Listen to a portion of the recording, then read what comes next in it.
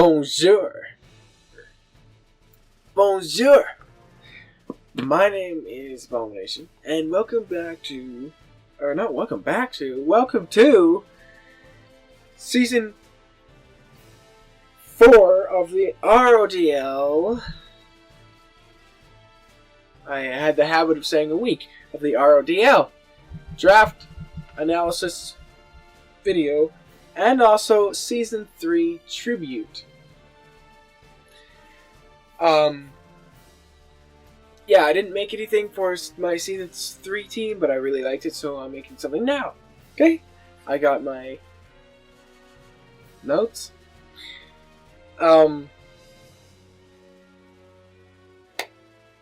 Yeah, so I'm going to go through the teams. The Season 3 team, I'm going to go from the least amount of times I brought it to the most amount of times I brought whatever Pokemon is. Talk about them briefly. And then I'll get into my Season 4 draft, which is probably why you came here in the first place. But, and I don't have nicknames yet for my new guys. I'll get the nicknames as the battles come out. But, Season 3, Zweilous, Yvonne, I brought it to one match and it never saw the field, so he didn't get to do anything. But, sure, it would have done great in that one match, right? Obviously. Gifera, which is Claydol, I brought it 3 times. The first time I brought it, it got wiped out by a Gengar in 2 shots. The first shot hit me, then I used Rock Polish, and then it was still faster than me because it was Choice Scarf, and it killed me. So, yeah. That was unfortunate there. Gifera went 3-2. Not bad. It's still positive. It's +1. And in Week 10 in the playoffs, I brought it the other 2 times. And against the same opponent, the Maryland Litwicks, and their Tapu Koko is the only reason why I brought it, because Tapu Koko is incredible. Like, very difficult to handle. I do think it should be 10 points. Last season there was a debate dropping it to 9. I think it should be 10 still. It is a great Pokemon. It's a mixed attacker. I don't need to talk about it. It's just great. Next up, brought 8 times, is Gash, or Kartana. Gash is the only one who got a negative record on my team and went 4-5. As my most expensive guy, you'd think it would be a positive record, but no, it was negative. Probably mostly my fault, but some of what his fault, because I didn't like him. Most of the matches I brought it, I lost.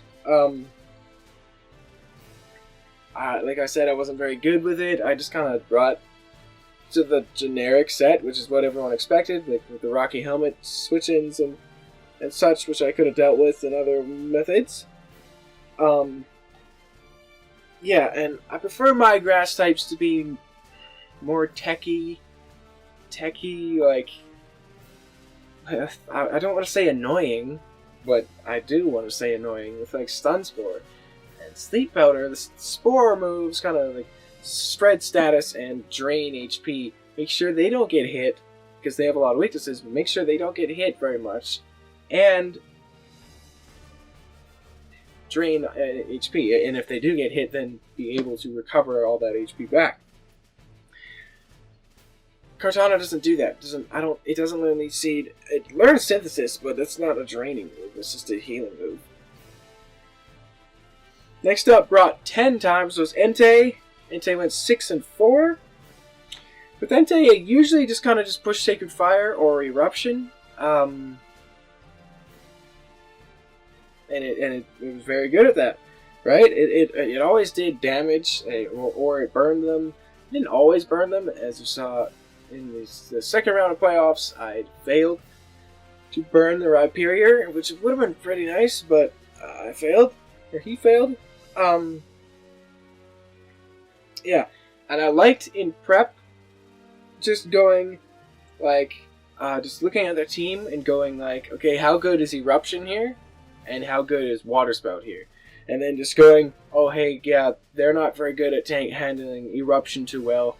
Entei is faster than most of his team. I'm just going to bring Eruption and destroy things, because Eruption does a lot of damage, even when it's resisted, especially if it destroys Specs. Specs, you can basically two-shot everything as long as you stay full health. Two-shot most things, except for maybe, obviously Blissey wouldn't, and Chansey. But you wouldn't switch that in on an Entei unless you knew it was all special. So Entei did very good. Cracks, which is Jellicent, I brought it 10 times as well. Cracks went a very impressive 10 and 4, which is pretty good. If I didn't say Entei went 6 and 4. Yeah, I brought Water Spout once. He got a few kills there. Actually, it was very good. I know at least 3 kills in that match. I don't remember exactly, but at least 3 KOs.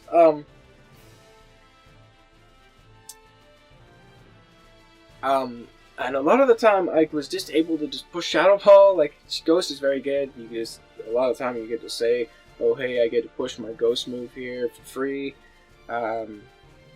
Especially since, as far as I know, I'm the only one who favors normal types the most in this league. And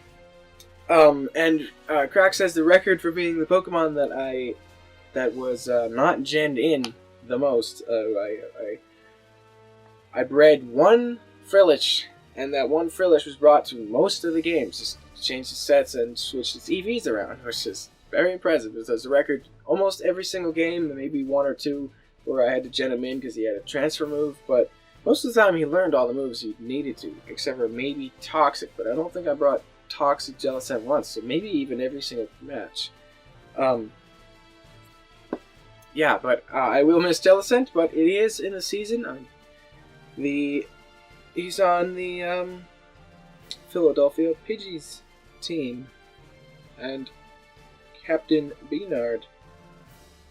Diancie, I brought her 11 times. She went 9 and 7. 6 of those KOs were in one match versus the raiding Raikus and Volt. I really liked Diancie. I've never used one before in a season prior. I've never used Mythicals really, like, extensively at all. Like, I never get a hold of them, right? Unless I gen them in, which is what I did every single time. But hopefully they have an event where I can pick up some Mythicals. I do have a Zarude now. Yippee, even though I don't really like it because I don't really like monkeys all that much. Anyway, Diancie can tank Steel-type moves, and when she gets, like, a +4 defense, which is very easy, could be done in 2 turns. Diamond Storm is incredibly spammable, even if something resists. Like when you know, oh hey, they can switch in something here. Most of the time you get to just push Diamond Storm, unless you're like poisoned or something. But a lot of time you get to just push it and get the defense boost. And she also learns Calm Mind. So with the base 150 in each of the defenses, she was very strong. And she was able to do some major damage. She was only 5 points too. 5 points is very good for her. She got boosted up to 6 this season, and I still think 6 points is a good price for Diancie. Next up is Carradine, which is Porygon 2. I brought him 11 times. In case you don't know, which you probably won't, Carradine he's named that based off of the burglar in Spider-Man. Or not the burglar, the thief, the robber. Yeah, for no reason whatsoever. I didn't even make any reference to him in any of the videos. It's just random. Actually, that's not true. Week 1 I made a reference, because with the doctor going for the EV light, going rah. It's the same actor. Not the same character, whatever. Anyway, Carradine did very good. As the week that I learned that he got Curse, which is week 7 or something, whatever week I fought Captain Beanard. This was the first week I brought the Curse set, and it was certainly not the last week I brought the Curse set. I brought Curse almost every week after that.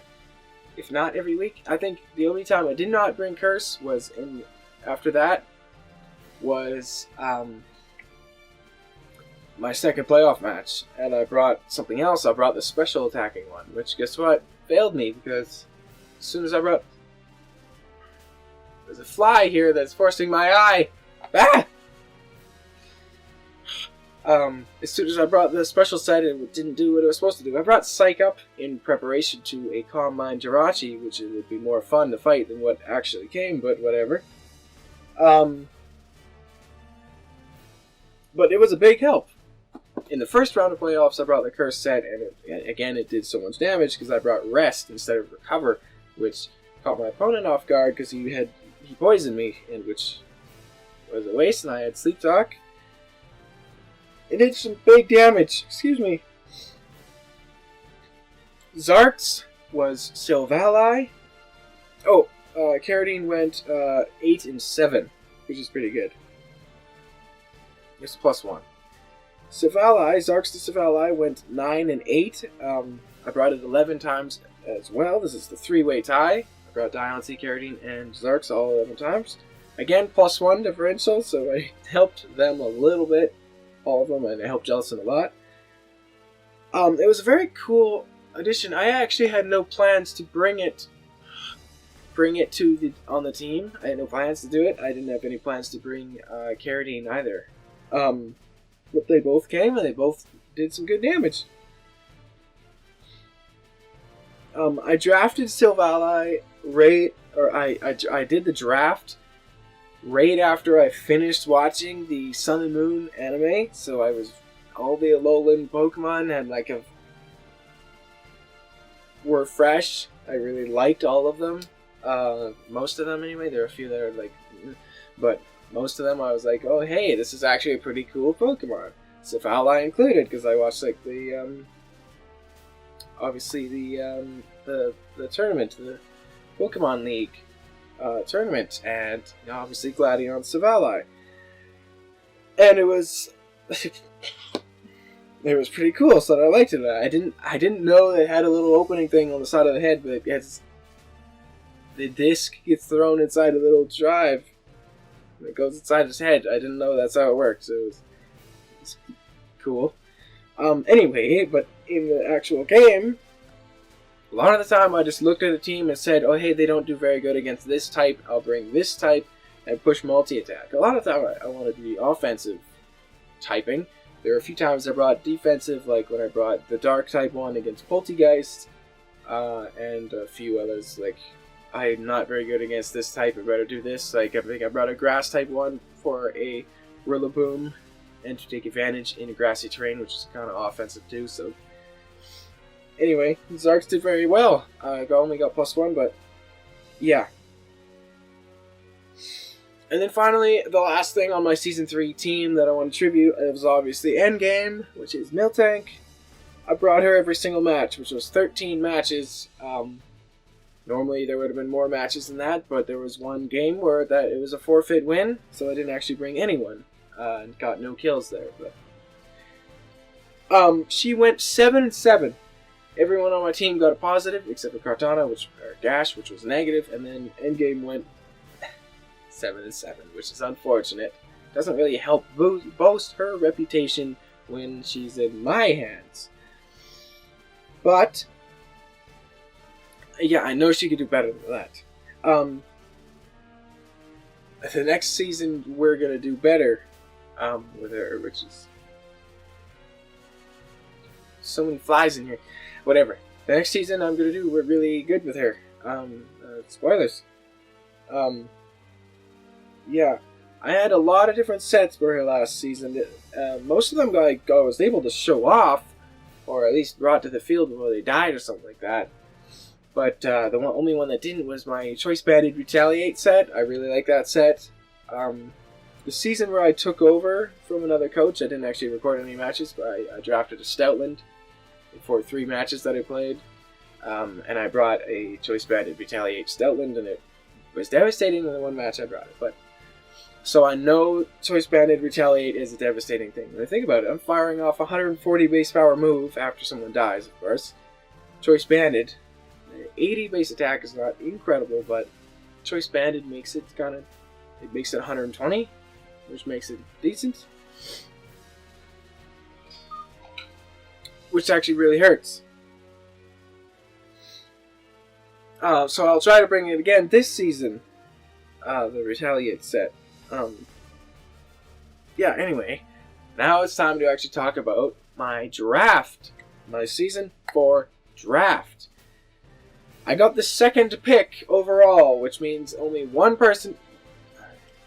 This is obvious. Only one person picked before me. Duh.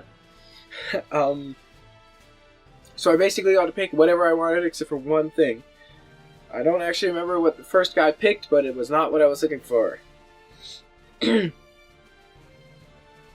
I did a few trades right after the draft instantly, so I'm just not going to bother talking about what I had before. What I had before was Gengar, which was just something that my person I traded with wanted. I didn't actually want it at all. And the other thing I won't say yet, because it will be a little bit of spoilers, just a little bit.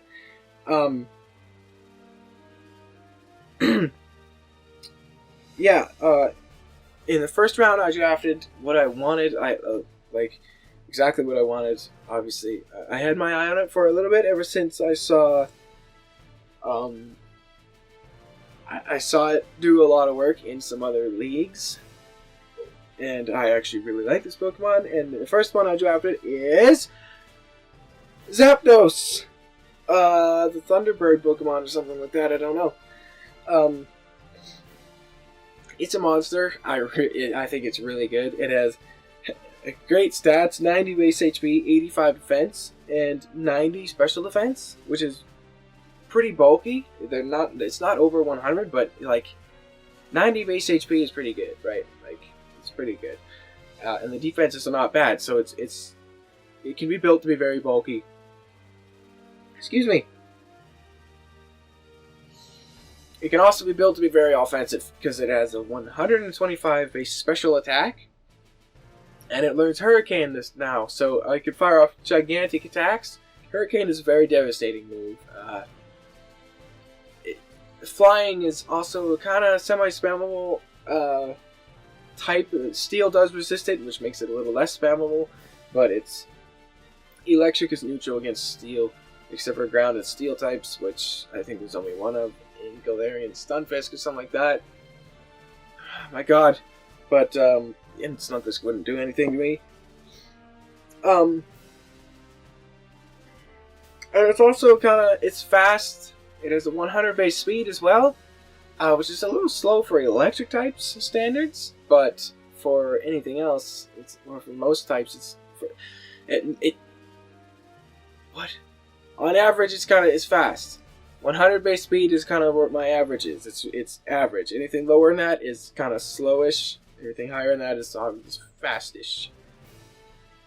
In my mind, it has one of my favorite abilities. I think, because I've played through Heart Gold and Soul Silver so many times, and X and Y. In both of those games, you can get a Mareep, and they can have Static, and Static is an awesome ability. I really like Static. It's a 30% chance to paralyze the opponent that makes contact with you, and it says 30% chance, but it's kind of like Scald, and it just doesn't seem like it's 30% chance. It seems like it happens like all the time. It's so annoying. You can almost never bring down the Zapdos with physical moves without getting paralyzed. Almost never, unless it's Pressure, which is this other ability. Pressure can be good too if I really want to stall stuff like a Hydro Pump or something, if I wanted to stall out Hydro Pumps. The moves that it gets a lot of the, obviously it gets electric type moves. It has a 90 base attack too, so it can get some physical damage, and it does it in Wild Charge and Brave Bird, and physical moves like that. But obviously I said it gets Hurricane, it gets Heat Wave! Which every time I use Heat Wave I will say it like that. Heat Wave! Extra sensory, which is pretty good. Obviously Volt Switch. It also gets U-Turn. It gets Weather Ball. It gets Charge Beam. It gets Charge, which is one of my favorite status moves. It gets Zap Cannon. Obviously it gets Roost. Zap Cannon, I just said because it's an option. It's a pretty good move. It's like Inferno. Whirlwind too to prevent setting up on Zapdos, which can be common if I'm bringing a bulky set. It gets Tailwind as well. It gets both screens, and it also gets Metal Sound, which I didn't know until I looked at it, making the script, which is what I keep looking at right now for this video.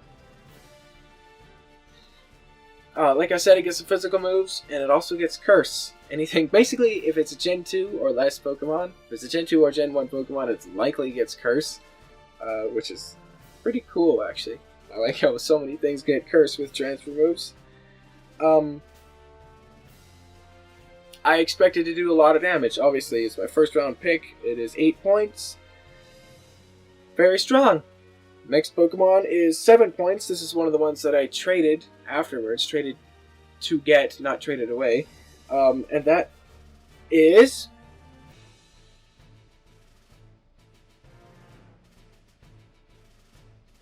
Pelipper. Pelipper is...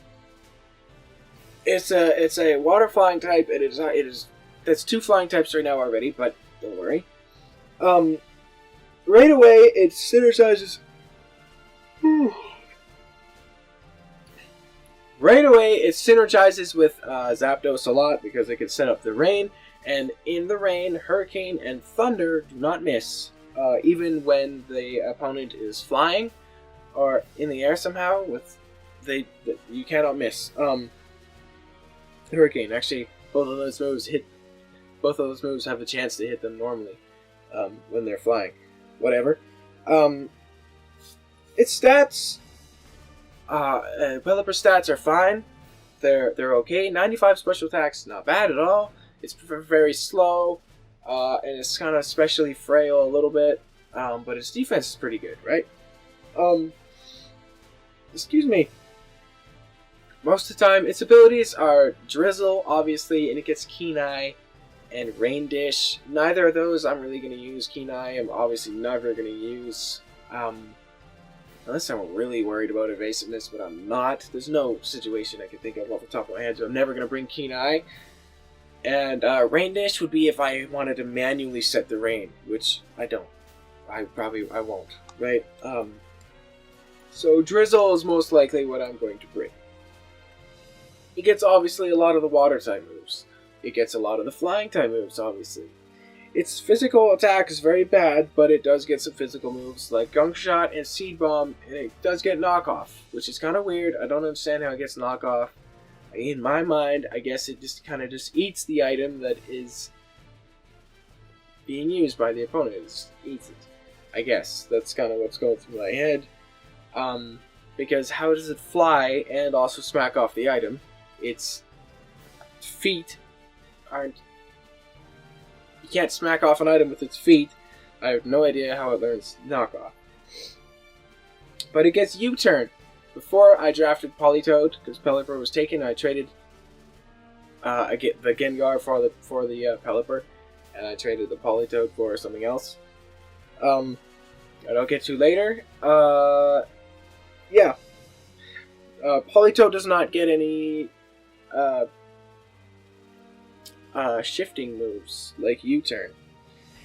Obviously it gets Ice Beam, it gets Agility, it gets Defog, which is very important, obviously. It gets Roost, obviously. It gets Aqua Ring, it gets Brine, Icy Wind could be useful, Whirlpool, it gets Stockpile, which is kind of cool. It gets Soak, and it actually gets Shockwave, an electric type move, in case I wanted to deal with another flying type. Like a flying type like Skarmory that's not weak to ice and stuff, right? So Shockwave is very it's cool, because it's pretty cool, where I can deal with other water types too. It would teach a lesson to the other water and flying types like Cramorant and Swanna. Cramorant's flying and water, Swanna's water and flying. Whatever, showing off my epic knowledge there. But generally what it does is it sets up the rain. It keeps hazards off the field, sets up the rain for Zapdos, and also sets up the rain for my next pick, which is Kingdra. I know Kingdra is the dragon Pokemon, Kingdra is a slayer. I have written down Kingdra's a slayer for some reason. That's kind of funny. I don't know why I thought of that. Whatever. It's obviously a gigantic threat, obviously. Especially in the rain. Outside of the rain, it's slow. It's only got 85 base speed. Oh, sorry. Outside of the rain, it's slow. It's only got 85 base speed. But in the rain, it's incredibly fast. Outspeeds pretty much everything that's not Choice Scarf. Maybe Regieleki is probably the only thing that outspeeds it in the rain, which is incredible for Regieleki. And it's also a mixed attacker, which makes it in the rain extremely threatening when it's first coming in, because you have no idea if it's going to be physical or special. I could either fire off Liquidation, I could fire off a Hydro Pump, I could fire off an Outrage, I could fire off a Draco Meteor, or I could fire off a Dragon Pulse. Like, it's really strong. Obviously,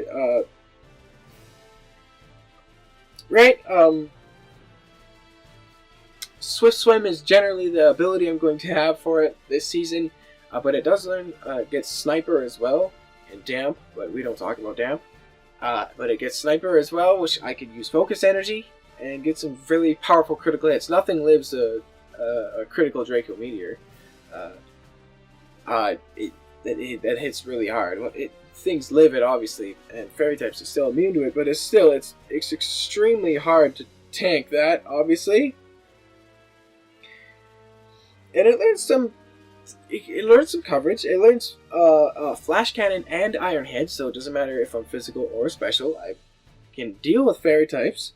It learns Clear Smog for stuff that are only powerful really if they set up. Stuff like Credilli is kind of fresh in my mind from another league. Credilli kind of needs to set up for it to do damage.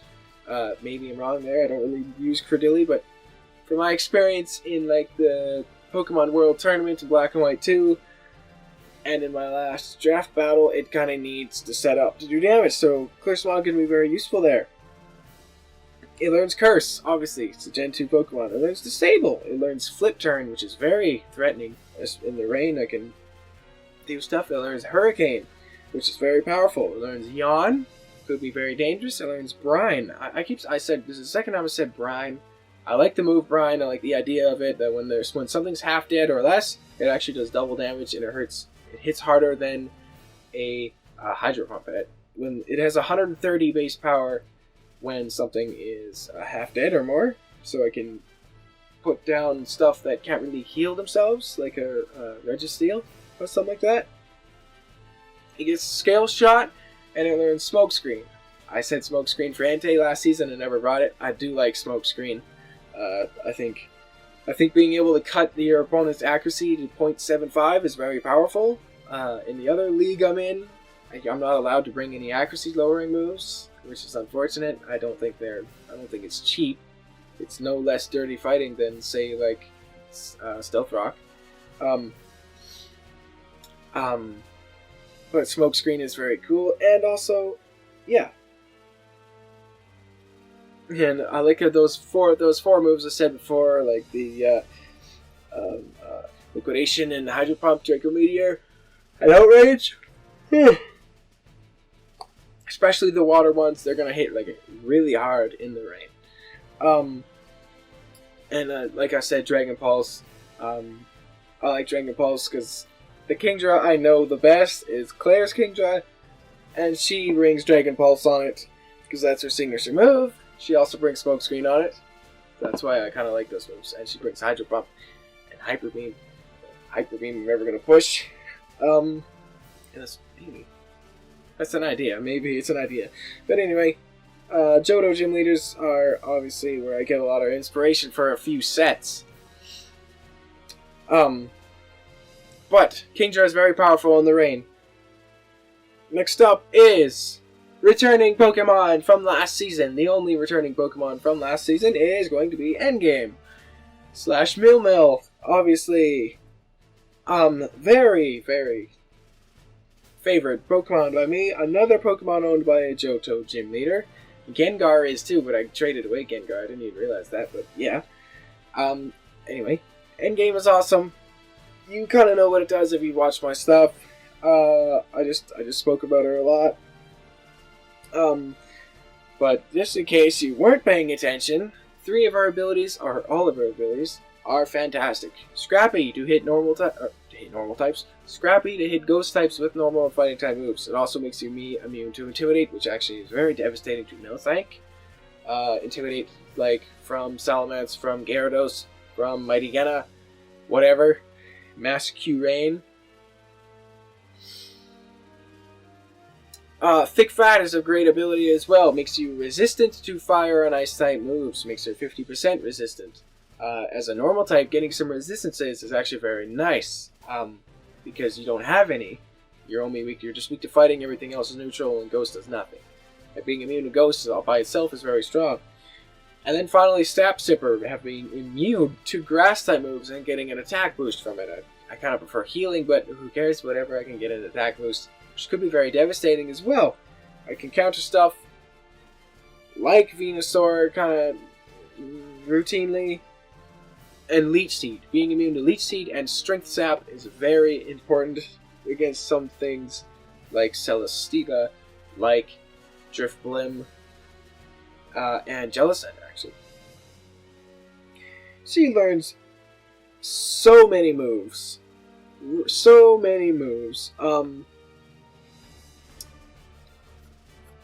her stats aren't bad at all. 100 base speed on a Pokemon that bulky, very good. She's a little bit specially frail. I'll admit that, just a little bit. I would have preferred special defense up a little bit, especially because she has no way to boost them on her own with moves. Only Moranga Berry or the other berry that boosts special defense in a pinch, which I don't know the name of. I'm sorry, I'm such an amateur, I know. Just kidding. She gets so many moves. She gets body for obviously a lot of normal type moves that hit really hard. She doesn't get Last Resort, which is unfortunate, but a lot of other normal type moves. She gets Body Press, Body Slam, Brick Break. She gets Hammer Arm. She gets Counter, which could be very nice. She gets Curse, obviously. Earthquake, the elemental punches, so Fire Fang, Ice Fang, and Thunder Fang. Focus Punch, which could be really cool. I brought it once in like a kind of like a not a try-hard match. Heal Bell could be very useful, obviously. Stealth Rock, she gets Iron Head, she gets Play Rough, she gets Power Up Punch, which is really cool, I like that move a lot. She gets Rock Slide, Steel Roller, Thunder Wave, Zen Headbutt, she gets Block, she gets Charm, she gets Defense Curl and Rollout, obviously. She gets Dynamic Punch, which could be pretty cool, and Retaliate, like I said earlier. Retaliate could be really cool. Just a very wide move pool that, when run by me, can be very devastating because you don't really know what set I'm going to bring. A lot of the time, she also gets Seismic Toss. I didn't even bother writing it down here, but Seismic Toss is a move that does a fixed amount of damage. I don't like the move very much. It kind of says, whatever Pokemon is using it, it kind of just says, oh hey, guess what, I'm too weak to hit you with my bare hands. I have to throw you up to space and watch you fall. It says that whatever's using it is weak attack, which I don't like the sound of that. I'm not going to use Seismic Toss generally. And I'll be very fancy, obviously, with her the whole season. But you know a lot about her, I don't even really need to talk about her too much, but it's because I spoke about her a lot last season. Next up, I drafted another normal type, and it's actually one of my favorite Kalos Pokemon, Heliolisk.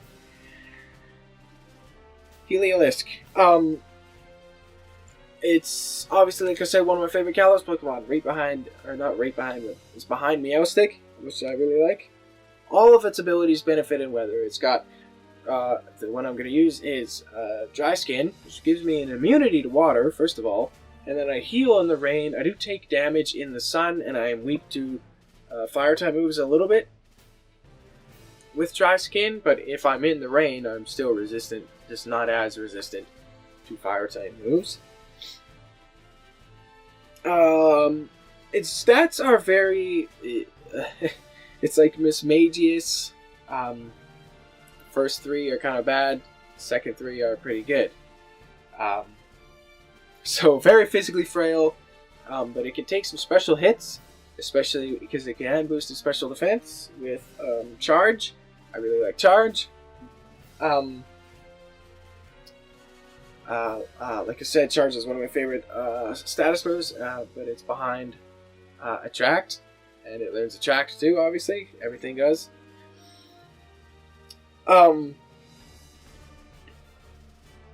It learns Parabolic Charge, which is one of my favorite electric type moves under Electro Ball. But it does learn Electro Ball as well, which is really cool. It learns a lot of random coverage. It learns Surf, it learns Grass Knot, it learns Dark Pulse, it learns Dragon Pulse, Focus Blast, it learns Weather Ball, which can benefit in the rain, even though I have Surf. It learns U-Turn and Volt Switch.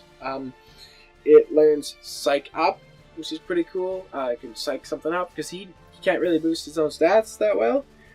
Scale Shot, Charge Beam, Agility, Charge, like I said, and Glare, which actually I do like Glare better than Charge. I think it's kind of close. But Glare is a fantastic move. I love Glare so much. You can paralyze ground types, which is very unique. Something like Excadrill can't just switch in on you, because Excadrill doesn't want to be paralyzed, especially if it's in the sand. It can only boost its own special attack with Charge Beam, which is kind of its only weakness here. Not only weakness, and Solar Power. Clement, I really like Clement's Heliolisk. I like the X and Y anime a lot. Makes me sad thinking about it, actually. But Solar Power can be devastating if there's harsh sunlight, which I don't actually have. Just kidding. Here's my next draft pick. I drafted Ninetales. I totally do have sunlight. So now Heliolisk benefits in both in my weather conditions. Solar Power for in the sun and dry skin in the rain. Ninetales obviously gets drought. That's why it sets up the sun on its own. It also gets Flash Fire for stuff maybe like Heatran, even though Heatran learns Earth Power. It's immune to fire types. Typhlosion is an answer. There you go. The Typhlosion's out of the game, but whatever. Stats pretty decent, kind of like Heliolisk, except for it can actually run physical. Heliolisk can't really run physical. You can, but it won't really hurt that much. Ninetales can run physical, though. It does learn Flare Blitz, which is a very hard-hitting move in the sunlight. I actually have a physical Ninetales for double battles already bred, but it's meant to pair with Cherim, which boosts its attack by one stage. Whatever. Its special defense allows it to be a very good Calm Mind user. You can use Calm Mind, you can take special hits, and like if you're fighting something that's a special attacker that does not have Psy Shock or Secret Sword, which is Keldeo, then it can be very devastating. Excuse me. It gets Nasty Plot, it gets Agility, it gets Curse, it gets Dark Pulse, it gets Solar Beam, which in the harsh sunlight will fire off in one turn. It gets Disable, it gets Encore, so Encore and Disable could really ruin something if they're like, I don't know, if they're forced to stay in. If they say they use Ingrain on themselves or something like that, which they won't, I can Encore them and then disable them and they force to struggle. It learns Extra Sensory, it learns Flame Charge if I want to be faster. Again, 100 base speed. Heliolisk is 109. Flare Blitz, like I said, it learns Foul Play for Dragon Dances and Swords Dances and stuff. It learns Will-O-Wisp, it learns Hex, and it learns Scorching Sands. It learns Pain Split, which I actually didn't know before writing the script. It learns Shadow Ball, it learns Stored Power, which is very powerful. Psy Shock, it learns Overheat, it learns Charm, Confuse Ray, and Hypnosis and Dream Eater. Some moves it gets. And it also learns Memento. Memento is a very powerful move in my opinion. You knock yourself out when you're almost dead, generally, and you harshly lower the attack and special attack of your opponent, and then you get to bring in something for free, obviously, that doesn't take any hits or anything, while your opponent still gets their turn, but they don't get to switch to the turn that you use Memento. If they do switch the turn you use Memento, you obviously Memento the new thing. And there's no immunity to Memento or anything like that, unless they have Clear Body. A very good move pool, and Heliolisk benefits in the sun a lot. But I wanted something that can benefit in the sun, like a chlorophyll. I was looking for a chlorophyll. This was my moment to look for a grass type, and I actually found one that I really like a lot, which is here, Whimsicott. Whimsicott can be very devastating. Whimsicott's a great Pokemon. It's more so known for its doubles usage, but it's still pretty good. All three of its abilities, again, are fantastic. Prankster is very good. You just got to make sure it doesn't work on dark types. However, I'm a fairy type as well, so if you want to bring in your dark type to be immune to my Prankster move, I can push Moonblast and make you pay for being reckless. Infiltrator is another ability. If I see an Alola Ninetales or something that likes to set up screens like Carbink or Meowstic, I can bring Infiltrator and actually do a lot of damage there if I really wanted to do that. And then obviously Chlorophyll as its hidden ability. Chlorophyll is great in the sun, double speed. And obviously Whimsicott learns Growth, which will double my attack and special attack. And Whimsicott can be both physical or special. Its attack is not that much lower than its special attack, even though special is generally more common. And it learns a lot of moves. A lot of those techie moves, like I said, I like when grass types be techie. Sorry. Oh my god. Its stats allow for both bulk and offense, with setup support, which obviously it has. It learns a lot of techie moves, like I was just saying. There's Cotton Guard to put my defense up by 3 stages, which is times 2.5. Very strong. If I use it twice, I've quadrupled my defense, which is basically indestructible on the defensive side. Growth, obviously. It learns Defog. Again, really important here. This is only my second Defogger, but both Pelipper and Whimsicott are pretty good at defogging. Pelipper has to run boots, but yeah. It learns Knockoff. Again, I don't really know how it does this, because its arms are like tiny. I don't really know how it knocks off items, but I guess I can say it like, I don't know. I have no idea. I actually have no idea how it knocks off an item. Cotton Spore, if there's a ground type that I... Never mind. Ignore what I was about to say. Cotton Spore. Stun Spore. I was about to say if there was a ground type that would be immune to Thunder Wave or something like that, but I forgot. Stun Spore also, like Glare, ignores the fact that their ground type can paralyze ground types. Stun Spore is very powerful. It does not learn Sleep Powder. It does learn Poison Powder, but obviously it just runs Toxic over that. Stun Spore is pretty useful. It learns Encore, very annoying. It learns Switcheroo, which can be very annoying. It learns Taunt, which is very good. Taunt is a great move. It learns Tailwind, which is, again, very good move. Probably not going to use it in the sunlight. It does learn U-Turn. It learns Charm. And, of course, it learns Leech Seed, which Kartana doesn't. I really like grass types to have Leech Seed. Leech Seed is a great move. Generally exclusive to grass types and Celesteela. I have no idea why Celesteela gets Leech Seed, but whatever. It learns Fake Tears as well, and it learns Tickle. Tickle is a very good move. It's a reverse bulk up for the opponent. And it gets pretty good offensive move, decent coverage. It gets Psychic, it learns Shadow Ball, it learns Dream Eater. It doesn't learn Sleep Powder, but maybe I can work something around. And Nature Power. Nature Power is a unique move. If it's on terrain, then it uses the type of the terrain. So I'll use I think it's Discharge on a electric terrain. It's probably Psychic on a psychic terrain. It's only the electric terrain that's really Nature Power is going to come into play, really, because it learns Psychic already. Obviously, it learns Moonblast already, and it learns Grass type moves already. So the electric terrain is the only one that I'll ever use Nature Power. If there's no terrain, it's Tri-Attack, which is move on something that's not a normal type. That does not have Serene Grace. Like Ninetales, it also gets Memento, but the point of me mentioning Memento on Ninetales is that there is a strategy I can use. I can Memento Ninetales and then bring in Whimsicott and basically get a growth up almost for free as long as the opponent does not have a status move on their roster that will annoy Whimsicott. I could get a free substitute up on a Memento, essentially. I get to just push substitute almost for free, because if they do have a status move, it's obviously not going to do anything. I will be faster in the sunlight. So it's very dangerous.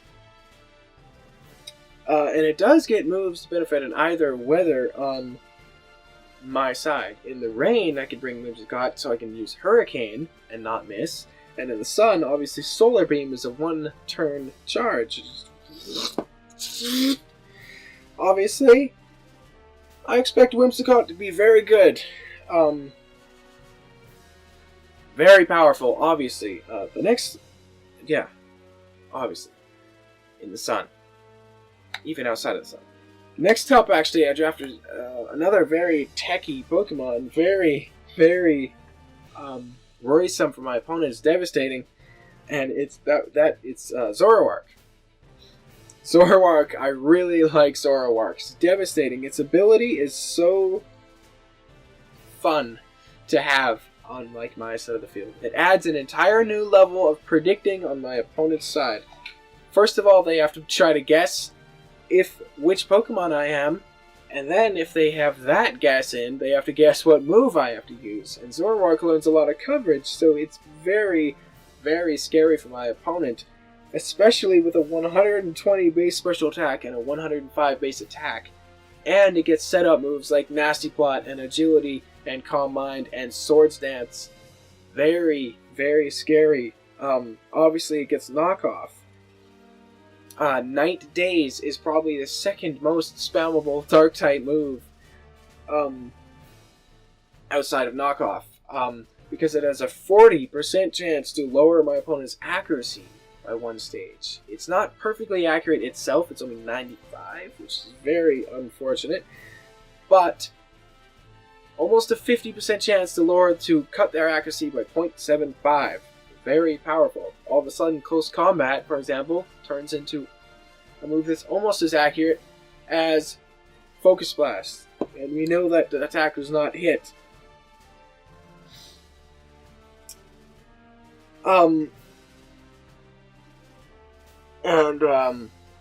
Illusion kind of got a little bit of buff in the new generation, I think. Because even if he loses his illusion, if he comes back in, he gets his illusion back. Disguised as whatever is currently at the bottom of the party, which is pretty cool. But generally, if he loses his illusion and comes back in, most likely that he's going to have his spot will be given away at that point. But he baits in Will-O-Wisps. I like to disguise him as a physical attacker when he is special himself, and bait in a Will-O-Wisp from something that just happened in my recent game, because I drafted Zoroark different league as well. I'm only in 2 leagues right now. This is my 3rd draft season ever.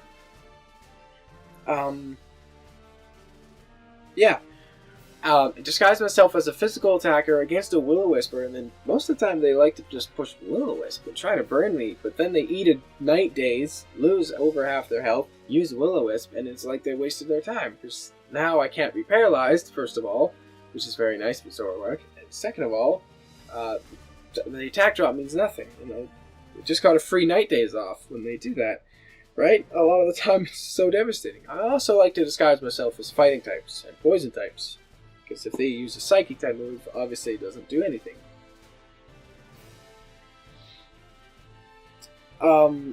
Right? Like I said, it learns a lot of setup moves, but it also learns extra sensory. It learns Flamethrower, it learns Grass Knot, it learns Focus Blast, obviously knockoff. It learns Low Kick, it learns Shadow Ball, it learns Shadow Claw, it learns Hex, Sucker Punch, it learns Sludge Bomb, which used to be a event move, now it's not. It learns U-Turn, it learns Skitter Smack as well, which is a new move. It's a bug type move. Bug's not very spammable at all. Bug's actually very weak.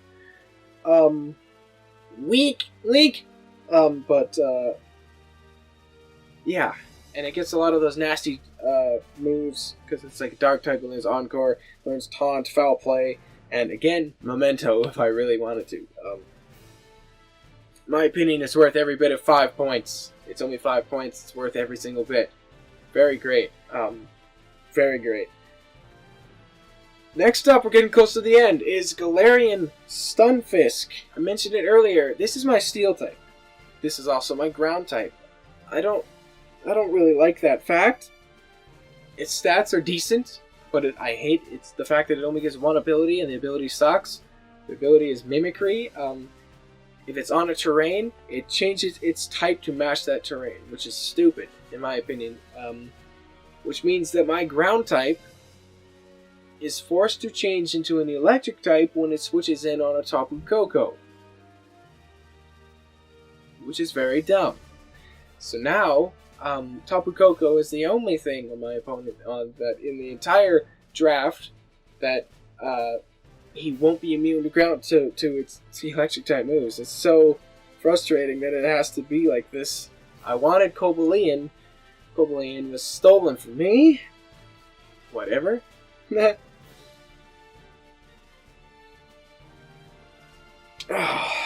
But it does learn a lot of moves. It actually kept a lot of the move pool that the old Stunfisk had, the Unova Stunfisk. But it learns Crunch, it learns Curse, it learns Iron Defense, it learns Earth Power, it learns Earthquake, obviously, Flash Cannon, Foul Play, which is very good, Ice Fang, it learns Pain Split, it learns Rock, Slide, it learns Scald, which is pretty good, Sludge Bomb and Sludge Wave, it learns Stealth Rock, it learns Stone Edge, it learns Sucker Punch, again very good on a very slow Pokemon, it learns Surf, it learns Thunder Wave, it learns Yawn, it learns... Excuse me? It does not learn Excuse Me, it learns Revenge. Obviously it learns Snap Trap as well. Signature trapping move, that's actually a Grass type move. I just don't really like the fact that that this is my Steel type. And I also don't like the fact it's my Ground type. I don't like Ground types that much. Like, I build my team, like when I'm like planning my team, I build it and I was like, okay, all these things seem cool, and then I look at it and I'm like, okay, I don't have a Ground type on my team. This is a problem. Electric just really hurts me. And then I have to go back and I have to sacrifice one of the guys that I was like, oh hey, this looks really cool, but sorry, I need a Ground type. Goodbye. It's unfortunate, but it has to be done. And then last up for 3 points as well. Stunfisk, Galarian Stunfisk was 3 points. I drafted Gothorita, which is a pretty good Pokemon for 3 points in my opinion. I think 3 points is perfect score for it. I think it's perfectly placed. Simply because of its ability, it has 3 abilities. There's Frisk. You can see my opponent's item, probably not going to use that very much. And then it's competitive. I could use that. If I get intimidated, I get +2 in special attack. Nasty Plot, right? Like, that, basically it's a Nasty Plot. But generally, Shadow Tag is the ability that I'm referring to here. That's very good. I trap in my opponent. My opponent cannot switch in when when she's on the field. My opponent cannot switch out, when she's on the field. Our stats are not even that bad. She can be pretty bulky if I, like, invest, EVs and stuff into the, either stuff, and when something's in, she can really mess something up. She gets Charm, she gets Thunder Wave, she gets Taunt, she gets Substitute, she gets Torment, she actually gets Hypnosis, she gets Attract. The reason why I'm mentioning Attract is because if I trap in a male Pokemon and she's female, I'm probably going to run female. I mean, she can be male, he can be male, it can be male, but generally I'm going to want to make sure that she's a girl. But I can trap in male Pokemon and use Attract on them, and they can't do anything about it. They have to stay in and deal with that infatuation, which can be very annoying. She's not very fast, 55 base speed, but there are slower things. And maybe even Imprison. Imprison can be pretty good if, again, if I'm trapping something in, if I want to imprison a move like Calm Mind or Trick Room.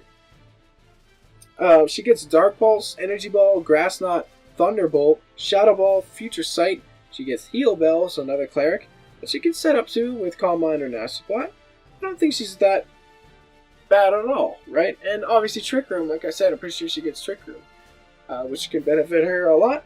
She's fairly slow. She can benefit from Trick Room, but Yeah, and her stats allow her to take some hits. But that is my whole team. I do like it overall. I have to force myself to make sure I don't bring specific things. Like, I don't have to bring weather every time. It's very good, but if I don't think it's that great, which I probably won't, but I just have to make sure I don't force myself to bring things. My weaknesses are pretty covered. Rock types are the most spammable thing against my team. The only hazards I have are Stealth Rock, and it's only on endgame, and Galarian Stunfisk. I don't really like hazards. I don't really like hazards anyway. A little bit of dirty fighting. I have used them before, and I am not shying away from fighting dirty or anything like that. I keep mentioning Smokescreen and nasty moves like Encore and stuff. Like, I could fight dirty, but Stealth Rocks is just nasty. Stealth Rock. Defog is pretty covered. Pelipper and Whimsicott do it very well, and Zapdos can do it too in an emergency. Hazard or status removal is pretty covered. I have Gothorita, and Endgame is very good with Heal Bell. Toxic might be a little bit of a problem against me, considering I have no poison types, and my steel type is Galarian Stunfisk. But I can prepare for it. There's a few things I can do to prepare for it, like Substitute is a very good answer to Toxic. Last season, only Kartana had knockoff. It was my only Pokemon with knockoff. This time I have 3. Pelipper, Zoroark, and Whimsicott. All their knockoff. Great. And many of these friends learn pivoting moves, position shift moves like U-turn, and baton pass and flip turn stuff. Zapdos, Kingdra, Heliolisk, Pelipper, Whimsicott, and Zoroark all get gorilla moves like that, hit and run moves like that. Right, so very, very good, right?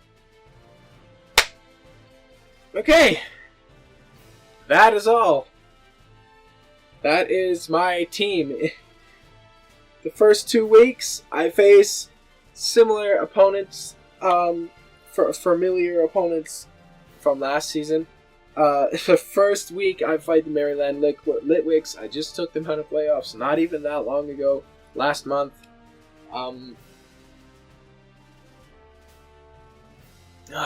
So they'll be looking for revenge, and I'll be looking to make sure I don't get revenge extracted from me. And then in week 2 is the Hellblaze Volcaronis, which is obviously Lucas. Probably, if you know me, you probably know him. Most likely, maybe. Actually, I have no idea. Right, they're both really good battlers. Obviously, everyone in this league is probably really good. There are a lot of newcomers, so I have no idea how good they are, but they seem pretty good enough based on what they say in the chat. So they seem pretty good to me. But 2 opponents I can boast my own reputation on if I win, obviously. So I hope we look forward to that, and I hope you enjoyed this video. It was probably very long. Not probably, it was very long. But I am done now. Season 3 tribute, Season 4 draft analysis is done. I hope you enjoyed. I'll stop talking now, and I'll see you for week 1 team builder. Unless you skip my team builder and you just watch my battle, then I'll see you for the battle. Smell you later.